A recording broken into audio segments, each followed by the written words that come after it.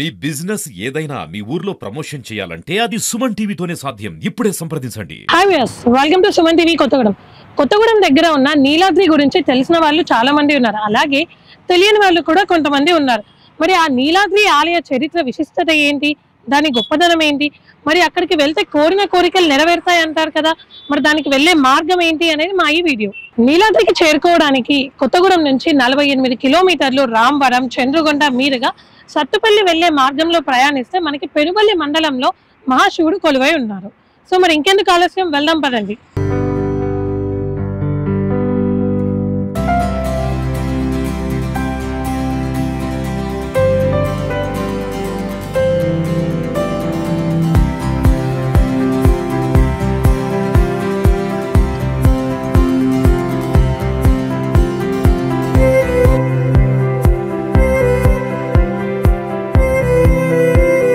చంద్రగొండ నుంచి లెఫ్ట్ తీసుకుంటే అక్కడ నుంచి సత్తుపల్లి వెళ్లే మార్గంలో మనకి ఇక్కడ టోల్ ప్లాజా అయితే వస్తుంది. దీన్ని గౌరారం టోల్ ప్లాజా అంటారు. అంటే మనం విజయవాడ వెళ్ళాలి అనుకునే వాళ్ళకి కూడా ఇదే హైవే త్రూ విజయవాడ కూడా ఇలాగే వెళ్ళిపోతారు. ఈ టోల్ ప్లాజాను దాటుకొని ఇంకో 1.5-2 కిలోమీటర్స్ వెళ్తే మనం వెళ్ళాల్సిన నీలాద్రి టెంపుల్ అయితే వస్తుంది.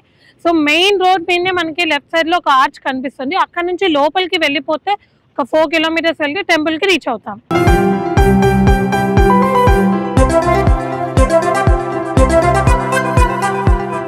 టోల్ ప్లాజా నుంచి 1.5 కిలోమీటర్ మనం లోపలికి వస్తే ఉప్పల చిల్క అనే ఊరు దాటాక మనకి లెఫ్ట్ సైడ్ లోపల ఒక ఆర్చ్ అయితే వస్తుంది.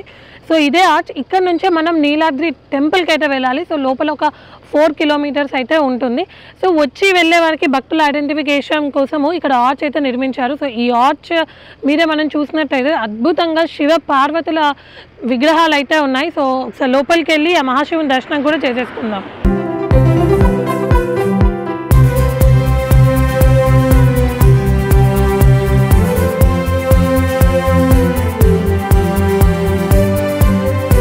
ఆర్చ్ నుంచి మనం లోపలికి రాగానే ఒక 2 to 3 కిలోమీటర్స్ తర్వాత మనకి రైట్ సైడ్ లో ఒక రోడ్ వస్తుంది.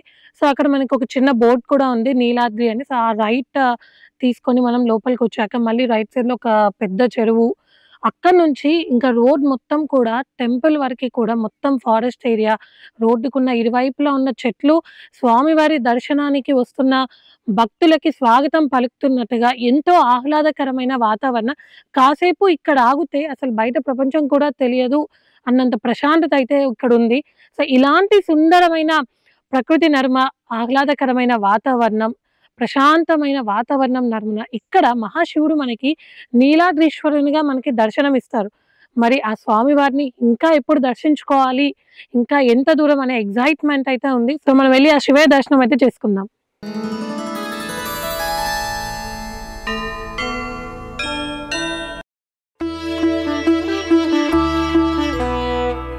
నీలాద్రి టెంపుల్ కి అయితే వచ్చేసాను. లోపలికి ఎంట్రన్స్ అయ్యే దగ్గర మనకి ఇక్కడ ఎడం వైపున మహాశివుడు మనకి ఇక్కడ దర్శనం ఇస్తారు. సో ఇక్కడ నుంచి ఇదే ఎంట్రన్స్, మనం లోపలికి వెళ్ళాలి. వెళ్దాం పదండి.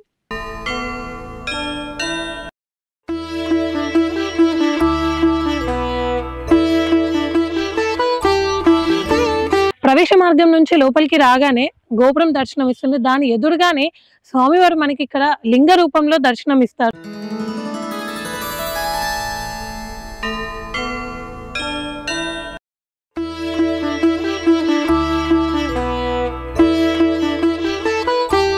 పురాణాల ప్రకారం బ్రహ్మదేవుడి కోరిక మేరకు ఇక్కడ మహాశివుడు స్వయంభూగా వెలిసారు. ఈ ఆలయానికి ఇంకో ప్రత్యేకత కూడా ఉంది. గంగమ్మ తల్లి స్వామివారి చెంతనే ఉంటుంది అనడానికి ఈ ఆలయం ఒక సాక్ష్యం.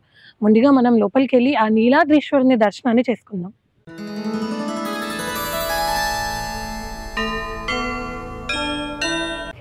గోపురం నుంచి మనం లోపలికి రాగానే ఎదురుగా గర్భగుడి, దాని మీద శివ పార్వతుల విగ్రహాలు అయితే మనకి దర్శనం ఇస్తున్నాయి.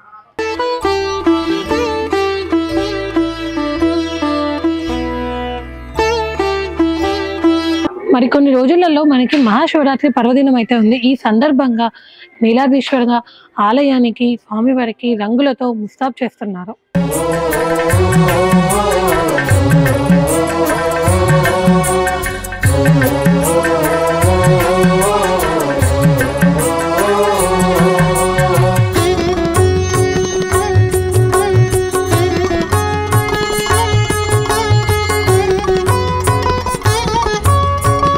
గోపురం నుంచి మనం లోపలికి లోపలికి రాగానే మనకి ఇక్కడ గర్భాలయం ఉంది. దానికి కుడి పక్కనే మనకి ఇక్కడ హనుమంతుల వారు కూడా ఉన్నారు. ఒక్కసారి ఆంజనేయ స్వామి ఆశీర్వాదం కూడా తీసుకుందాం.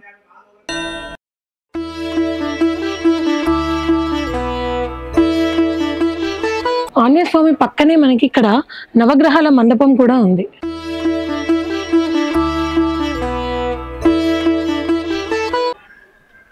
చుట్టూ కొండల నడుమున స్వామివారి ఆలయం.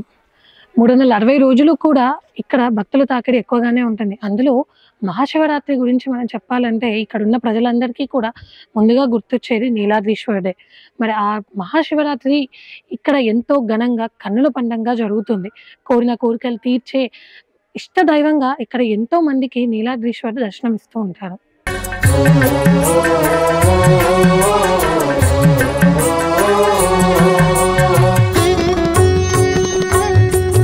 స్వామివారి దర్శనానికి వెళ్తా ఉంటే ముందుగా అంటే స్వామివారికి కుడి భాగాన స్వామివారి కుమారులుగా చెప్పుకునే వినాయకుడు, సుబ్రహ్మణ్యేశ్వర స్వామి, అయ్యప్ప స్వామి మనకి ఇక్కడ దర్శనం ఇస్తారు.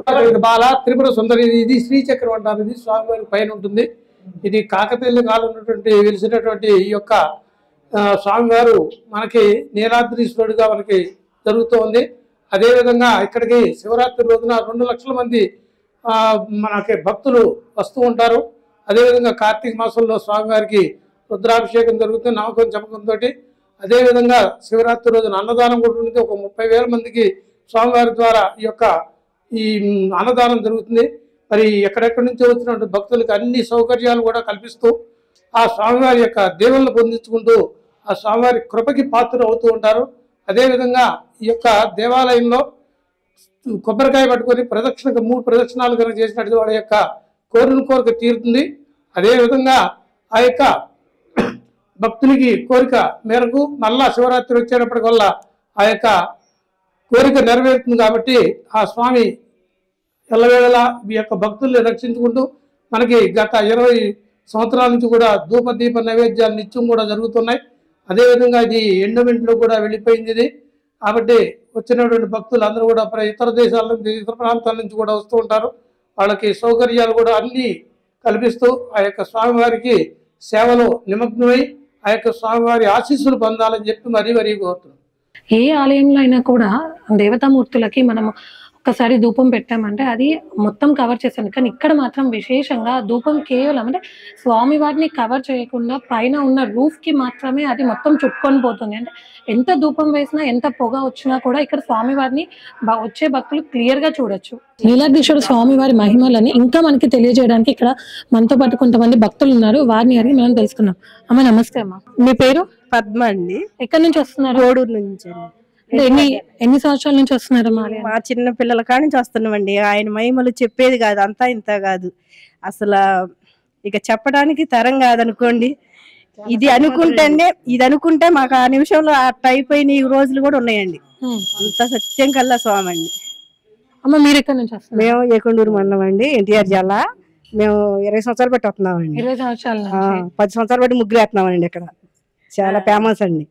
సార్ నమస్తే అండి. నమస్తే అండి. సార్ ఎక్కడి నుంచి వస్తున్నారు? నాది పెనుబలి మండలం అండి. బియ్యం మంచి. నా పేరు మణికంఠ.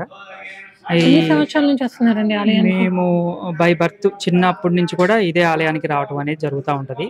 ఈ శివాలయం అనేది ఈ చుట్టుపక్కల ఉన్న మండలాలు జిల్లాల్లోనే చాలా స్టేట్లోనే ఒక విశిష్టమైన దేవాలయం. 2 వచ్చేసి ఇది 1300వ శతాబ్దంలో కాకతీయ రాజులు టైంలో దీన్ని స్థాపించడం జరిగింది.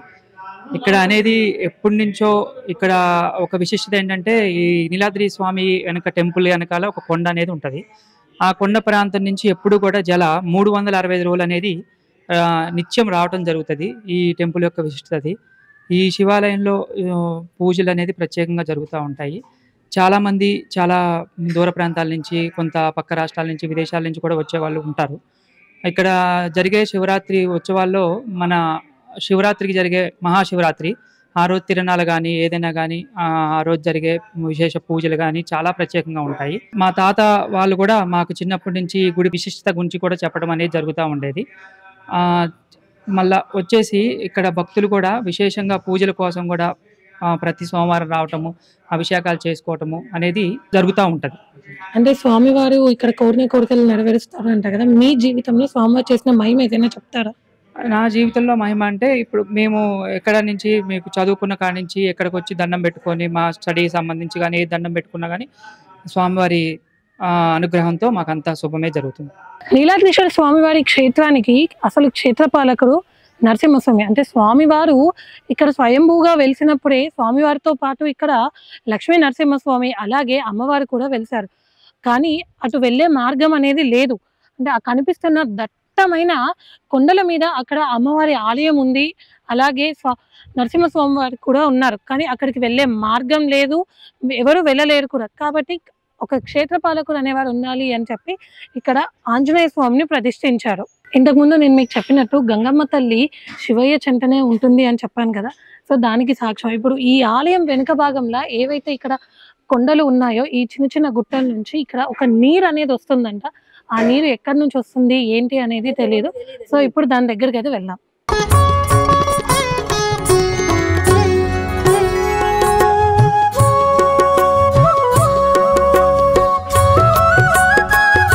పూర్వం ఇక్కడ నీలాద్రి అనే ఒక గ్రామం ఉండేది. 11-12వ శతాబ్దంలో కాకతీయ పరిపాలనలో భాగంగా కాకతీయ రాజు రాజ్య విస్తరణకై ఈ అడవుల్లోకి రావడం జరిగింది. ఇక్కడ కొండల్లో కోనల్లో ఉన్న నీలాద్రీశ్వర స్వామి ఆ రాజుకి లింగ రూపంలో దర్శనమిచ్చారంట. తర్వాత ఆ రాజు ఇక్కడ స్వామివారికి ఆలయాన్ని నిర్మించి ఎన్నో పూజలు ఘనంగా చేశారు. అంటే ఈనాటికి కూడా మనం గర్భగుడిలో చూసినట్టు స్వామివారు ఉన్న గర్భగుడి చూసినట్టయితే కాకతీయ కట్టడం అనేది మనకి కళ్ళకు కట్టినట్టుగా కనిపిస్తుంది. గర్భగుడి స్వామివారు ఉన్న పైన ఆ కట్టడం అదంతా కూడా కాకతీయులు నిర్మించింది. కానీ కాలక్రమేణా అది శిథిలావస్థ అవడంతో ఇక్కడ ఉన్న కొందరు స్వామివారిని గుర్తించి ఇక్కడ స్వామివారికి మళ్ళీ ఆలయాన్ని పునర్నిర్మాణం చేసి పూజలు అందిస్తున్నారు. ఆలయ వెనుక భాగంలో ఇందాక కొండల్ని చూపించాను కదా, ఇక్కడ నుంచే నీరు ప్రవహిస్తుంది అని. సో ఇప్పుడు అక్కడికే వెళ్తున్నాము. ఆలయ ఎడమ భాగం నుంచి మనం కిందకి వెళ్ళే మెట్లు ఉంటాయి. ఆ మెట్ల గుండా మనం ప్రయాణించి ముందుకు వస్తే ఎక్కడి నుంచి అయితే మనకి నీళ్లు వస్తున్నాయో ఆ ప్రదేశం అయితే ఉంటుంది. అంటే ఈనాటికి వరకు కూడా ఆ నీళ్లు ఎక్కడి నుంచి వస్తాయి అనేది ఎవరికీ తెలియదు. కాకపోతే అడవిలో నుంచి గుట్టల్లో నుంచి వస్తాయి కాబట్టి ఎన్నో ఔషధ మూలికలతో కూడి ఉంటాయి కాబట్టి ఇక్కడ నీళ్లు తాగినా కూడా ఎటువంటి ఆరోగ్య సమస్యలు ఉండవు అని భక్తుల నమ్మకం. అంతేకాకుండా 365 రోజులు కూడా ఎంతటి ఎండాకాలం అయినా కూడా ఆ నీరు ప్రవహించడం అనేది ఆగదు. నీలాద్రి కొండలలో విశేషంగా చెప్పుకునే నీలాద్రి కొండల నుంచి వచ్చే నీటి ప్రవాహం ఇది. అంటే ఇంతకుముందు నేను చూపించినట్టు స్వామివారి వెనక గర్భాలయం వెనక భాగంలో ఉన్న కొండల నుంచి ఇక్కడ నీరైతే ప్రవహిస్తూ అక్కడ మనకి శివలింగం అయితే ఉంది. ఆ శివలింగం మీద పడి అక్కడ నుంచి ఈ సరస్సు అనేది నిండి ఇటు నుంచి ఒక పైప్ లైన్ ద్వారా ఎదురుగా ఉన్న కోనేరులోకి వస్తాయి. అంటే ఎంత ఎండాకాలం అయినా ఏదైనా కూడా 365 రోజులు కూడా ఆ నీరు అనేది ఇక్కడ ఆగకుండా అలాగే స్వామి మీద పడుతూ అలాగే ప్రవహిస్తూ ఉంటుంది. ఇంకొక విషయం ఏంటంటే ఈ చుట్టుపక్కల ఉన్న గ్రామాల ప్రజలకు కూడా ఇదే తాగునీరు అని కూడా చెప్తున్నారు. అలాగే ఇక్కడ ఈ సరస్సు నిండిన తర్వాత ఆ నీటిని అనేది ఎదురుగా ఉన్న కోనేరులోకి వదులుతారు. అక్కడ స్వామివారి దర్శనానికి వచ్చిన ప్రతి ఒక్క భక్తులు కూడా అక్కడ స్నానాలు ఆచరించి స్వామివారి దర్శనానికి అయితే వెళ్తారు.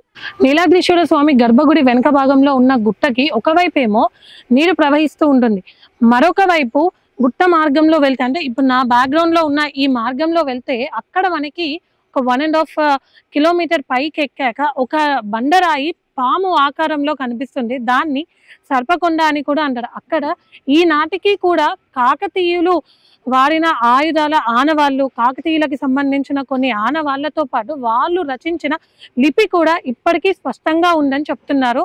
సో మేమైతే వెళ్ళడానికి ట్రై చేసాము, కానీ మాకు చూపించే పర్సన్స్ ఎవరు అవైలబుల్లో లేరంట. అలా కాకుండా ఒంటరిగా వెళ్తే తప్పిపోయే ప్రమాదాలు ఉన్నాయి కాబట్టి సో ఇప్పుడు మేము వెళ్ళడానికి అయితే రిస్క్ చేయట్లేదు. సో నెక్స్ట్ టైం ఫర్దర్ గా నీలాద్రీశ్వర స్వామి గురించి ఇంకా మరిన్ని విషయాలు తెలుసుకున్నప్పుడు పైకి వెళ్ళి కూడా అక్కడ ఏముంది అనేది మీకు పూర్తిగా చూపిస్తాం.